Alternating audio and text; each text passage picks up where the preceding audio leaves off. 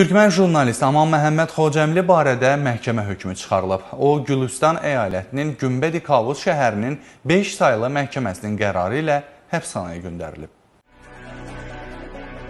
Qeyd edək ki, Aman Məhəmməd Xocəmli 9 fevral 2020-ci ildə Günbəd Kavuz şəhərinin Hallı Axun kəndində evində əmniyyət məmurları tərəfindən aparılan axtarış zamanı saxlanılmış, sonra girov qarşılığında azadlığa buraxılmışdı. Aman Məhəmməd Xocəmli İranda yaşayan türkmənlərin tanınmış jurnalistidir. Onun yazıları yerli mətbuatda, saytlarda və sosial mediada türkmənlər tərəfindən rəğbətlə qarşılanır. İrandakı hakim durumu tənqid edən yazılar yazan, özəlliklə türkmənlərin problemlərini ardıcıl olaraq işıqlandıran jurnalist bundan öncə dəfələrlə əmniyyət orqanları tərəfindən hədələnsə də işini dayandırmayıb. Bu dəfə ona qarşı yalan məlumat yaymaq və ictimai rəyi təhrik etmək ittihamları irəli sürülüb. Onun vəsiqə qarşılığında azadlığa buraxılması barədə verilən vəsatətlər nəticəsiz qalıb. Müvəqqəti saxlama adı ilə çağrılan Xocəmli həbsxanaya göndərilib. Ehtimala görə İranda keçirilən prezident seçkilərində boykotçulara yaxın olması və son vaxtlar tənqidi siyasi yazılar yazması onun barəsində həbs qərarının verilməsində mühüm